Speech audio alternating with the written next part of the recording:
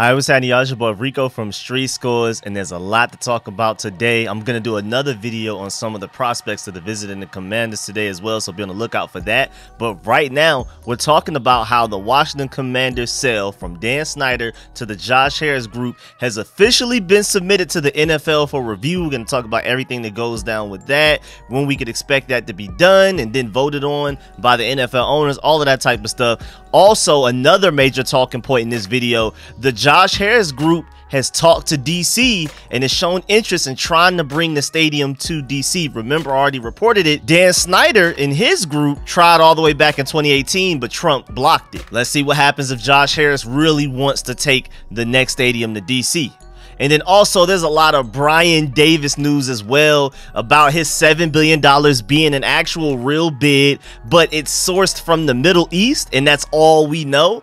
This is crazy, man. So we got to dive into all that and more. But before we do, make sure you subscribe to the channel, hit the bell next to the subscription button so you get notification immediately. And every time I release an informative and opinionated video just like this one, make sure you pull up every Sunday for the Commanders call-in live show where I open up the phone lines. Y'all call in, you voice your opinions on everything going on. This upcoming one, of course, is going to be very draft heavy. We can even do some mock drafts during the streams. Y'all can call in, give your opinions on certain things.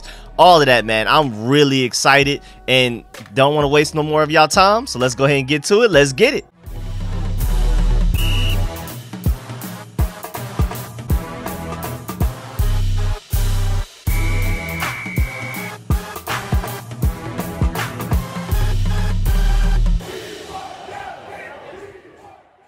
All right, shouts out to Sportico. They tweeted exclusive. The NFL has received the terms of the deal between Josh Harris and Dan Snyder for review as the sale moves one step closer to completion. Next, the league will review the deal and return it to the parties for alteration or, if approved, signatures. We are this close. We are like this close to all of this being done. Again, the priority is for Dan Snyder to sell the team. Who he sells it to after that is secondary. I do have my preferences. I'm definitely leaning towards the Josh Harris group over whatever the Brian Davis group got going on, and I'm still not exactly sure what's going on with Steve A, if he's even in the running right now. But I know between the two parties who have official bids with real money behind it, between the Josh Harris group with Mitchell Rails, Magic Johnson, all of those guys, versus the Brian Davis group, I definitely prefer the Josh Harris group. But again, most importantly, Dan Snyder leaving is what I'm most excited about. But we're going to dive into Brian Davis a little bit later and as to why this is just so sketchy. Once signed by Dan Snyder and Josh Harris, the finalized deal will be resubmitted to the NFL for final approval from its owners. And Scott Abraham at Scott7 News tweeted, another step closer.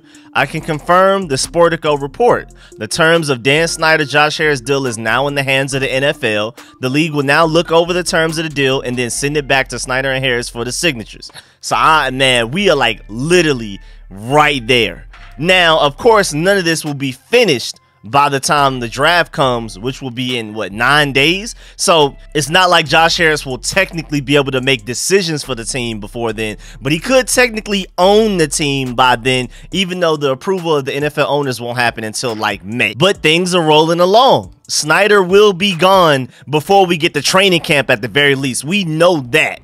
That's pretty clear. So at the very least, we know by the time we hit training camp and everything's going on, we will be Dan Snyder free. That's beautiful in itself. I mean, I'm definitely going to probably work on some type of video about why the Commanders should be the Hard Knocks team for this offseason and why I'm excited about us potentially being the team for Hard Knocks. New ownership, Eric Bieniemy, new quarterback. I mean, it's just so many things to dive into. And then that will be after the draft as well. So who knows what we do in the draft and what could make us even more interesting than we already are. But also of note, last night during that Sixers-Nets game, Sixers owner and potential Commanders owner Josh Harris was in his customary courtside seat, and it looked like Mitchell Rails was the guy sitting next to him. So they're like, oh yeah, it's time to show ourselves to the public. It's time to show face because we're about to get this deal done type of thing. They're feeling good about it. They're front row at the Sixers game together. Mitchell Rails has had no other reason to be at a 76ers game with Josh Harris until today, because Josh Harris owns the 76ers, so of course he's there, just like Steve Ballmer and Mark Cuban, all of those guys that are owners that go to the games and literally watch them in person. and be in the crowd, front row seats and things like that. Not even necessarily like in a press box or anything. That's his thing. He's always been doing that. But the fact that Mitchell Rales is there is very significant. I'm surprised Magic Johnson didn't pull up, but maybe he's busy doing something else. And I don't think that's any type of coincidence. I think they're showing their face like, yeah, this deal is done. Don't even worry about it. Like, us as the fans don't really exactly know what's going on detail for detail behind the scenes, but they're probably like, yeah, we got this. Like, you know, we can go ahead and party and show our faces, get people familiar with these faces being on camera and things like that. I like it, man. I like the power move, man. Show off a little bit, celebrate. And then the Sixers ended up winning, so I know Josh Harris was happy about that as well. His net worth probably went up 0.00001% from that win, but he'll take it. Also, Darren M. Haynes, who's been involved with a lot of the reporting that's been going on lately with all of this sales news and things like that, from WSH 9, he tweeted, update, Commander's sale to the Josh Harris group was already in the process of being submitted to the NFL before today. This was tweeted yesterday, April 17th. So this may not have just been a yesterday thing. This has probably been in motion for a while now, and we just heard the reports about it yesterday. He said also he was told this was the case despite Bank of America requesting to review the $7 billion bid from DC native Brian Davis. So basically he's making the point as to, I mean, if everything's going along, it's interesting that Bank of America still wants to review this $7 billion bid. If the Josh Harris group and Dan Snyder have come to an informal agreement and they're just waiting for the NFL to approve it and then the NFL owners to approve it, why are we even dealing with this $7 billion bid if Dan Snyder's already agreed to this one thing? So Bank of America, again, like I already reported in my previous Rico report, the video from the day before yesterday, as in Sunday, Bank of America is looking into this $7 billion bid from Brian Davis because it's very sketchy. It's like, where are you getting this from? Again, my main point for Brian Davis has been that, first of all, even ignoring his checkered past of trying to acquire other teams, and then when it's time to pay up, he's not ready to pay up, and then he's being sued by Dennis Rodman and all kinds of other people for fraudulent purchases and doing things the wrong way. So he already has a checkered past. Even ignoring that, at this point, he's not even worth $1 billion. Where is this $7 billion coming from? Why, if these people that are supporting him and invested in him that have this money to buy the Commanders, why are they making him the face of it? It's really fishy. Like, are these some suspect people that we need to worry about? Because why do they want Brian Davis as the face, even though he's not even going to be the majority owner? He's going to barely even be a minority owner in this situation. He's literally like just the face, like the Magic Johnson of the situation. Why are they pushing him? Why is he the only name we know of from this situation? He can't even contribute $1 billion to that $7 billion bid. So it's just like, why do they need him? Why don't they just circumvent him, just work around him without him? Because they can still put the $7 billion bid in without him. So there has to be a reason that they want to stay hidden, and that they're like, just look at Brian Davis, focus on Brian Davis. It's Brian Davis's team, don't look at us. So I'm really worried about that in itself. But then it was reported today, as of 9 a.m., again from Darren M. Haynes and AJ Perez, saying at least now we know where the money from Brian Davis's $7 billion bid is coming from, and the fact that it is real. It's confirmed real by NFL sources. Like, they submitted a real $7 billion. The cash is their bid, which is really interesting in itself. And the fact that Dan Snyder knows that and is still like, yeah, I'm just gonna go ahead and go with this Josh Harris one. I'm not even about to worry about this. And it's probably because it's being reported that the money has come from the Middle East. Like, what does that mean? That's so general. And can we get some more detail into that? Like, who from the Middle East? Why is it the Middle East? There are so many countries there. There are so many different people there. Like, why is it just the Middle East? That's just like saying the money came from North America. What does that mean? This just sounds too sketchy. Like, what are we doing here? Why are we even bothering with this? The only reason this bid even matters is because it's supposedly $1 billion more than the Josh Harris one that Dan Snyder has agreed to. Other than that, we wouldn't even be respecting this and giving it any of our attention and time, because this is ridiculous, man. And Darren M. Haynes said that if this is true and Dan Snyder accepts this $7 billion bid from Brian Davis and this Illuminati group that he got behind him, he says that he finds it hard to believe that the NFL owners will even approve of this sale. And that's a good point. The NFL owners are upset with Dan Snyder selling the team for as little as he is. I mean, $6 billion is a lot of money, but the NFL was hoping that it was closer to the Brian Davis $7 billion bid than the $6 billion that it is, 6.05. Like, you can easily round down and just say $6 billion and not really worry too much about it when you're reporting on it and talking about it. So they're upset about that, but at the same time, they're like, man, let's just get this over with. Josh Harris, Mitchell Rales, Magic Johnson, all of these guys are trustworthy. this is smooth enough. We wish there was more, but whatever. Now, that $7 billion that they want, Brian Davis and his silhouette hooded characters behind him got it. But the problem is, will the NFL owners even accept that? Because they're going to look at the reports and look at the banking info and the routing numbers and be like, who is this? Where is this from? And it's just too much of a risk. Right now, they want Dan Snyder gone so bad that they're willing to take a little less money, like as NFL owners. And Dan Snyder even included, he's even just done with the situation. I'll take the less money to know for a fact that this will go through and we don't have to go through this process again for another few months bleeding into the 2023 regular season and all of that type of stuff. We just want to be done with it. So, hey, all money ain't good money. And even though it's an extra $1 billion on the table, even the NFL owners, as greedy as they are, even as greedy as Dan Snyder is like, nah, I'm good. And that should tell you something. That should tell you how sketchy this is, that everybody's like, yeah, let's just go with the less money because we ain't got time for whatever Brian Davis and his folks got going on over there. And shouts out to Odyssey.com. Craig Hoffman put out an article basically breaking down everything that's going on. He said, we got some breaking news during the late afternoon on Monday. Josh Harris' bid to buy the Commanders is officially submitted to the NFL, meaning that indeed the sale is in its initial steps of motion towards Harris buying the team. The news was broken by Sportico's Scott Soshnick, and as it broke, Eben Novy-Williams, who broke the news of the sale initially for Sportico, joined Craig Hoffman on the Team 980 with the latest. They said, quote, I think the big headline here is that this is an incremental step forward for the sale. If this was any other transaction, we wouldn't be talking about it because it is pretty perfunctory. But in this sale, for all the reasons Commanders fans are too familiar with, it's a big step because it indicates that Dan is still going ahead with the sale to the Josh Harris group. The NFL will look at this to make sure there's nothing in the deal that is untoward or surprising or violates league rules.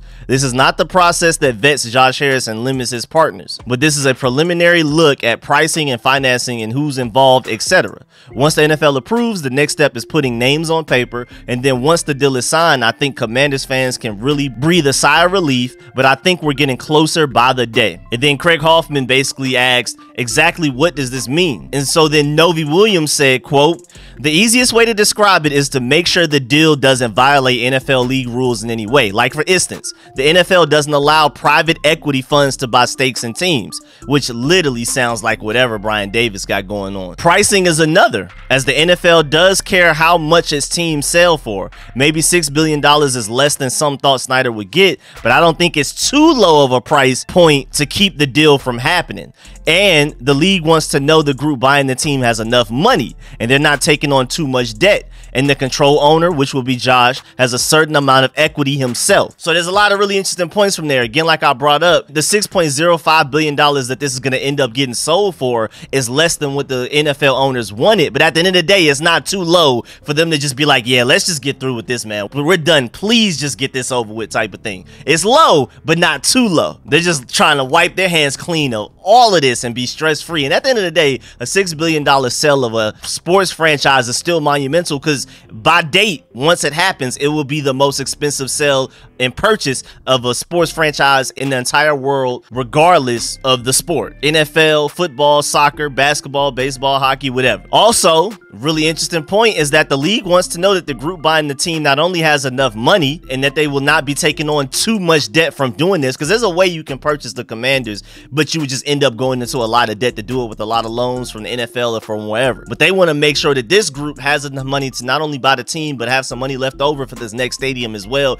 and to be able to do everything they need to do without struggling looking for loans and being held accountable for certain things, all kinds of debt. And then they also, another interesting point is that the guy that's the man in charge, the guy that's the majority owner, the front man of all of this, who is Josh Harris in this case, this is his team. Mitchell Rails and Magic Johnson just are part of it. And whoever else wants to jump in, KD, Kevin Durant, whoever. But at the end of the day, they want to make sure that Josh Harris has enough money himself, has enough equity to be the front man. It's not just the entire group. They want to make sure the front man is good as well, specifically. And then Craig Hoffman posed the question, so what kind of timeline might we be looking at? Perhaps the next set of NFL NFL owners meetings in Minneapolis in May could be in play here. And then Novi Williams said, quote, I think Minneapolis is definitely in play. I don't know if this will take a day or a few days, but for many reasons, the league wants this sale to happen. And Josh is an established, well-known sports investor who is already a minority owner in the Steelers as well. That's really interesting. Josh Harris already partially owns the Steelers too. The league is familiar with him and wants to get this deal done. So for those two reasons, my guess is this won't be a long process on the NFL side either this time or when it's time to vet Josh. So again, I know I keep saying it, but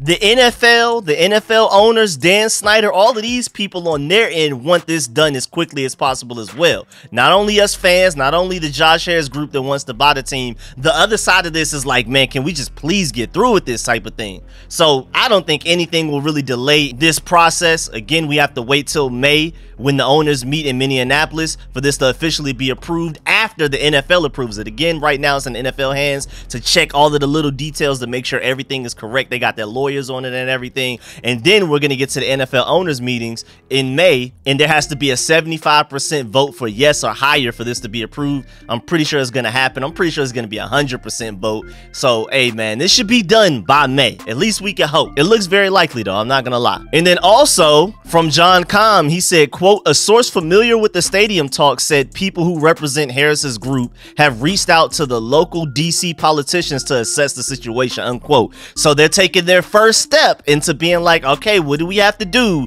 to get this next stadium in DC? That's really interesting. I know a lot of people would prefer the stadium in DC. It feels like the majority of people would, especially like the RFK site. But whether it's RFK or somewhere else in DC, I know not all fans are excited about that, but it definitely seems like the largest group of fans prefer DC over Maryland or Virginia. And so that sounds like that would be a good thing for the fan base. Again, back in 2018, Dan Snyder tried to get a stadium at the old RFK site, and then Trump basically blocked it or didn't allow it or whatever. So we'll see if Josh Harris has better luck, but that's really interesting that he's even interested. I mean, this doesn't necessarily mean that it's going to happen. This doesn't even necessarily mean that DC is his primary choice for where he wants to put the next stadium, but it shows that he is at the very least interested in DC. And what's also very interesting with this is that after he buys this team, again, the lease for this current stadium ends in 2027.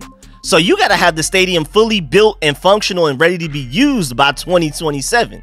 Which means that we're going to find out where the stadium is going to be, what it's going to look like, and it's going to start being built well before then. Because building a stadium is not just this quick process. So things are going to get moving very quickly after this Josh Harris group buys the Commanders from Snyder. We're going to start getting news about the stadium and every decision they plan on making very soon after that. We're going to mostly focus on the football side of things because we'll be going into OTAs, rookie mini camps, training camp, and things like that. But there's going to be a lot of things going on behind the scenes about the stadium stuff. Also, now AJ Perez has deleted the tweet, and he even addressed it himself. He screenshotted the tweet and said, yeah, I deleted this because now I'm hearing that the report is false. But he tweeted out originally some context on what the paperwork was about. Josh Harris is seeking to personally indemnify Dan Snyder, which is really random because not only does it sound like Dan Snyder is going to end up being indemnified according to this report, which is false again, but the fact that it was reported that Josh Harris was the one that was trying to get it done for Dan Snyder,